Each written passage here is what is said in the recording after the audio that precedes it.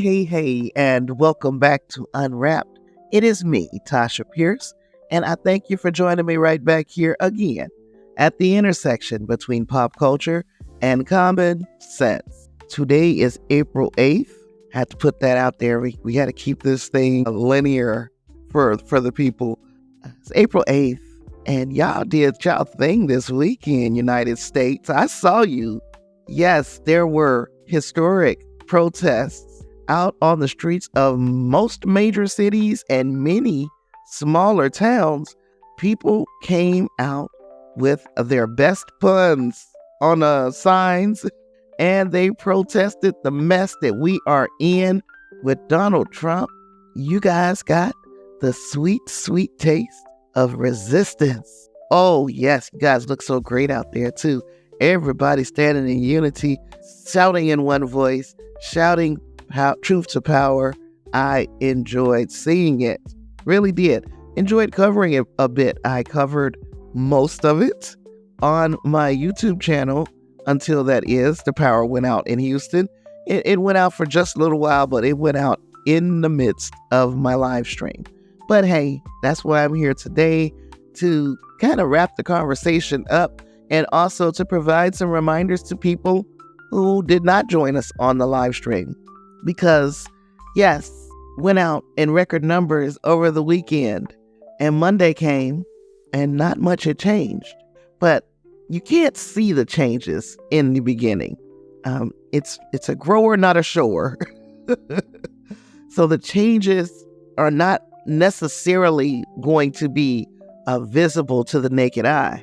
But there are some people on Capitol Hill that are very nervous right now because they saw the numbers that you guys took to the streets in, and they say, how many of those people represent my constituents? How many of those people that are marching right now live next door to one of my most loyal voters and has their ear while I'm ducking town halls? They have those neighbors' ears every single day. They could be rallying their own support for their own candidate, and now I have to be afraid. And it wouldn't just be, your representatives or your senators. I think there are people tiptoeing around in the Oval Office that are wondering, how long is this sustainable? And by how long is this sustainable? I'm talking about the kind of bipolar way in which Donald Trump is executing his executive powers. This latest thing with the tariffs, this thing is going to get completely out of hand. I mean, it already has. It's a full-on trade war, and we are sitting further and further away from the rest of the world on the economy. They are going to work together. We're going to be sitting on our island, and Donald Trump is going to find out that applying these tariffs in 2025 is not the same as when it was done in the 19th century, even in the 20th century. This is a new time. Everything globally is so inextricably linked, and you'll find out once you find yourself on the outside of that link, you find out just how hard it is out here for a pimp.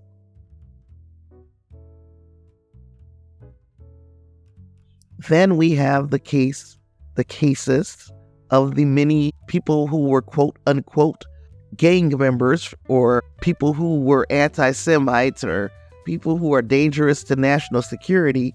All of these people are being picked up off the streets and moved around, and then we find out that what we have been told about these people, especially the ones that they sent to El Salvador, we're finding out that most of the stuff that they said about these people were not true. Now you have people sitting over in El Salvador. This is according to a 60 Minutes report, where there are at least 75% of those people who were sent to El Salvador have no criminal record in the United States, have no links or ties to the Tren de Aragua gang. They were sent there under false pretenses, and now this Trump administration is saying they can't get them back. That is literally insane to me. And it is extremely, extremely dangerous in that if you don't have due process for one, you don't have due process for any, because at some point you'll get caught slipping. You'll be standing outside at your mailbox getting your mail, and somebody rolls up on you and asks you to prove in that moment who you are. And then when you don't have a document, oh, I got to go in the house and get this. They say no, and they take you and they say that you're somebody else, and they lock you in an El Salvadoran boot camp. As a matter of fact, my understanding is today there were reports that that is precisely where this thing was going next. That the Trump administration is looking for ways to send United States citizens to El Salvador for their profitable prison. And look, I think the announcement about sending people to El Salvador, to the Gulag, is in direct response to those protests this weekend. It's like, step out of line if you want to. This is what's waiting for you. We cannot allow that to frighten us. Can't allow ourselves to be scared into submission by this regime. And I know it's easy for me to say from behind a microphone, but sweetie, they coming for me too. If they come for you, they gonna come for me, because I'm talking cash shit about this administration. Anyway, so it's kind of easy, I guess, if you could get discouraged about doing that protest, standing in solidarity with all those people, just to come back to more ridiculousness Monday. Turning the tide on one of these authoritarian type regimes has never been easy. One thing's for sure, if you go back and you learn history, not just American history, but world history, history has the receipts, y'all. Reversing authoritarian regimes is not like flipping a light switch. It takes work. It takes widespread work. We saw that this weekend. But it also takes sustained, risky, messy work. But here's the thing. The thing is, it can be done. We've seen it happen before. We've seen it from South Africa to Serbia, Chile, to the civil rights movement right here in the United States. People can fight back and can win. So where do we start? We start with building that united and organized opposition. You know how in every good resistance story, hit you upside the head with Star Wars this time, there's always that moment where all the unlikely allies come together and they each play their little part in the domino effect that is toppling the regime, the rebels, the politicians with a conscience, the underground networks, everyday people who just are done with the BS. We've seen it. It's not just for movies. That's how real change starts. Coalitions, not just people who openly agree with each of us. No, we need people who have diverging viewpoints. We need students. We need workers. We need religious leaders, artists. We need to hear from the marginalized communities. And yeah, even some of the people who helped to build up the Trump system, but they are finally waking up. We need them too. We don't have to agree on everything. But if we agree that authoritarianism is a no-no, that's enough to start. And our second mode would be knowing when to go underground. In repressive regimes, they don't just come for your rights. They come for your voice. That's why underground networks are key. So back in the day, resistance fighters had to use code words, smuggled letters, hidden printing presses. Today, it might look like encrypted apps, burner accounts, even old school word of mouth. You know, sometimes word of mouth is a little bit iffy. We all played the telephone game, but we have to do whatever it takes to stay connected and keep moving, even under pressure. And don't sleep on these unsung heroes, the organizers who never got the mic, the tech folks keeping things secure, the folks making sure supplies get where they need to go. Revolution is teamwork. Revolution is teamwork. And the third thing that we need to do is control the narrative. Keep the spin going before the regime does. Because see, a lot of the people who don't understand why we're so upset, the regime has already gotten to them. There are some people who really believe that our protesting is pointless. There are some people who really believe that we are just sore losers. They are not looking at what's happening before us as anything but business as usual.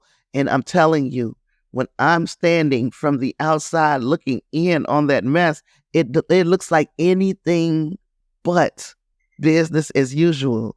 So controlling the narrative. This one is personal for me because media is power. And when the state controls the message, they can convince people to just accept anything. That's why independent voices like mine and yours, journalists, bloggers, podcasters, even the people that make the memes, you guys have been chef's kiss, meme makers. You guys are all frontline fighters in this battle. Somebody is going to get part of a message because of something that you wrote, that you said, that you drew.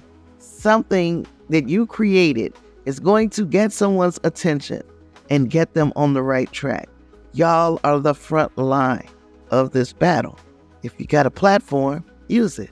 If you got a voice, raise it. Even small things matter. Fact check, share reliable information, uplifting dissenting voices. Every time we punch a hole in the propaganda bubble, the truth gets a little more oxygen, and then we can breathe, right? So let me say it plain. Turning around an authoritarian regime isn't about one hero. Where's Barack Obama? No, it's not about one hero swooping in to save the day. It's about all of us from every walk of life getting in this fight together. We stay loud, we stay smart, we stay connected. Now, we got all that thing going. We saw some solidarity. We think we can sustain this. How do we keep the fire lit? How do we keep the momentum in this fight? We talked about how to start the resistance. How do we keep it going when the cameras turn off, which there were not enough turned on this weekend? We gonna get that. We gonna get it together. They needed to see that we were serious. How do we keep this thing going when the cameras turn off? When the headlines change, that Monday morning comes around and it looks like everybody forgot what the hell happened this weekend. How do you keep things going when people start getting tired? Because let's be honest, these regimes like dictatorships, authoritarians, those regimes are built to wait us out. They want us to burn hot and fizzle fast. But we can't let the movement become a moment. There are many moments that make up a movement, but we cannot let the movement become one moment. You feeling me? So how we keep the fire lit is by normalizing people like me, normalize micro activism. So not everybody can be out in the streets every day. Some of us are caretakers, disabled, agoraphobic like your girl, or just plain exhausted. And that's okay. We don't all have to move in the same way, but we got to do something regularly. You got to write a letter, call a rep, share an article. Simple as that. Uplift a protester's voice. Fund a bail fund. Host a Zoom teach-in. Make it part of a weekly routine, like watering a plant, because that's what resistance is. It's not something that comes fully done. It's something you grow. For it to grow, you got to feed it. We also need to create rhythms of resistance. We need movement-wide rituals. Town halls, or maybe monthly town halls, maybe weekly blue sky threads, scheduled donation days. These are things that we need to have going regularly. The same way that the Trump cult is getting their regular dose of indoctrination. And when the dear leader puts out a truth social post or gets on the news and says some word salad. That is a steady course of indoctrination into the Trump cult. The resistance needs that too. Like I said, if you donate stuff, schedule donation days. If you do art, drop your art on certain days. Have protest anniversaries. Things that bring people back into the fold. Because it's like, okay, we got them here. How do we keep them coming? Things like having these rituals keeps the energy up and gives people something to look forward to and to organize around. Think of it like Star Trek Day. First Contact Day was last week. First Contact Day. We can have our own First Contact Day of resistance. These traditions equal strength. The number one takeaway as far as rituals are concerned, people need to know what they're going to do and when they're going to be doing it. Some people are good at assigning these types of things, and other people are good at the moving around part of these things, but that's what resistance is. You need to have a tradition and strength and feed it and watch it grow. And then we need to educate to mobilize. So not just me sitting here throwing facts at people. I'm not changing your heart by doing that. So we need to teach with intention. We need to connect historical dots, explain how policies impact real lives, make it local, bring it to home, make it human, use stories, not just statistics. If folks understood how authoritarianism touches them personally, they're way more likely to want to fight it. Sometimes it has to get to somebody's front doorstep before they get into the fight. And I don't care how the information gets to them. We got to welcome them to the fight. And then we have to celebrate the wins, even the small ones. Like this weekend, 5 million people is not small. That is nothing to shake a feather at. Every protest that doesn't get crushed, though. So even when we went to the smallest town and had 10 or 12 people representing that very small town, that is a protest that didn't get crushed, and it's a win.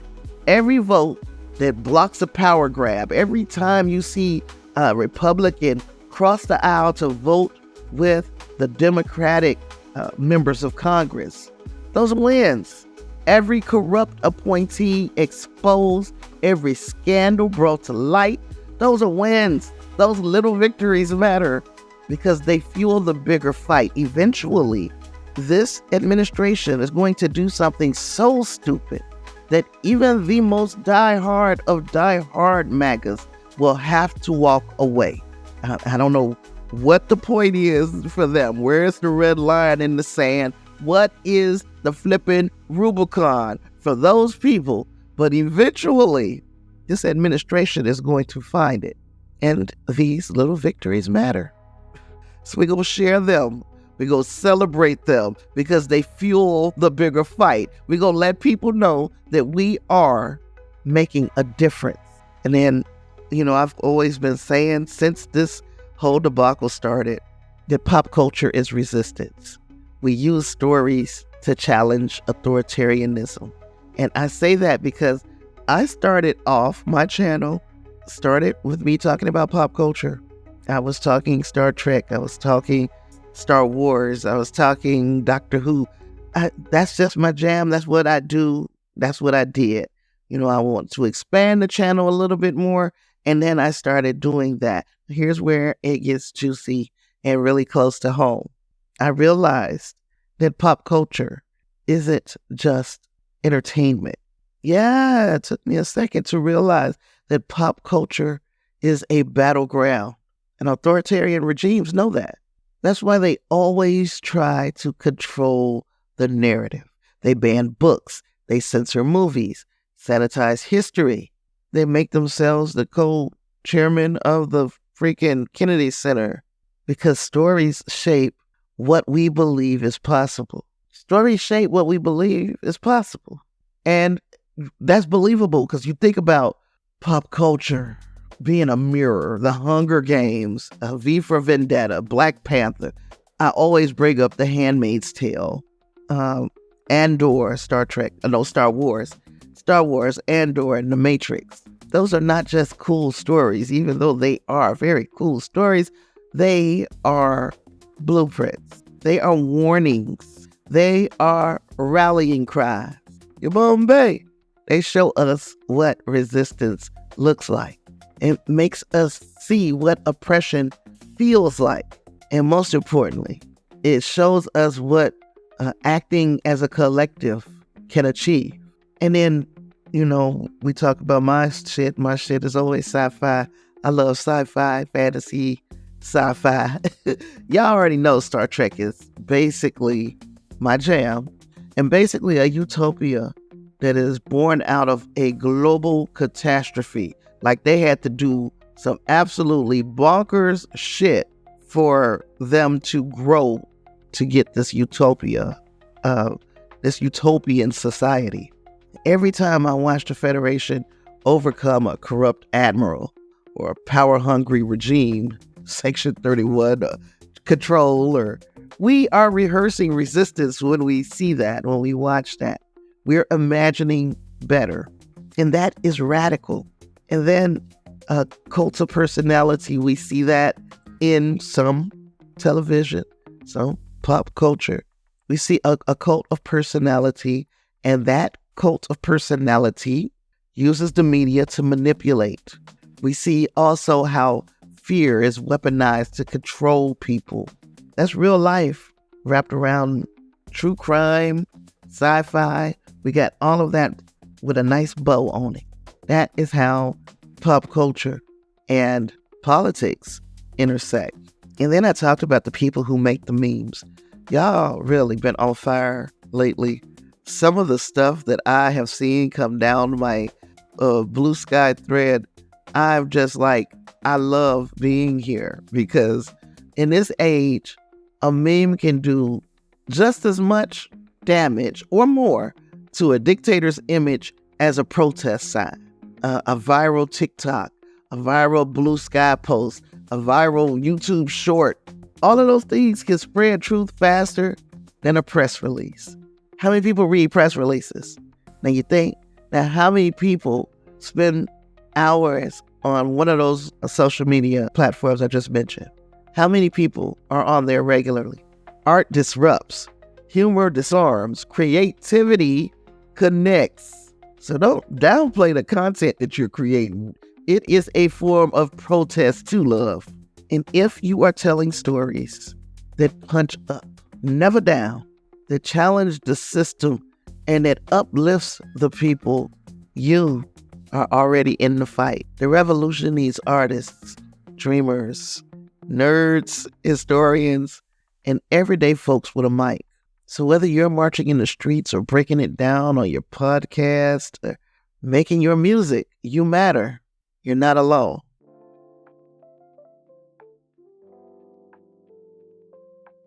The next big scheduled protest is going to be April 19th. It's another hands-off type of production. So hopefully we can get bigger numbers out there Easter weekend. We shall see. It's a big ask for Easter weekend. We're going to find out how many people are willing to make that sacrifice. And I really hope to see numbers at least comparable to what we had this past weekend.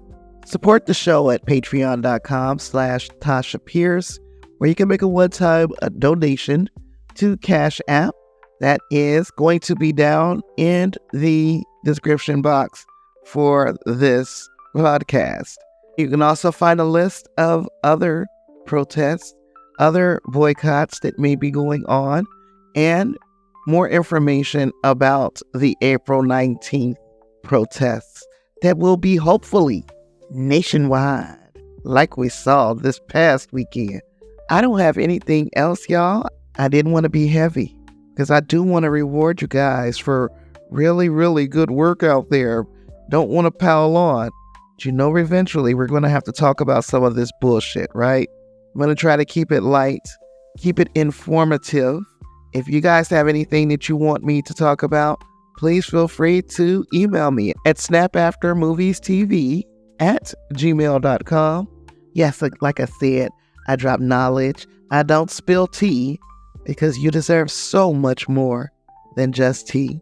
It's been fun talking to you, and I will catch you in the next one. Peace.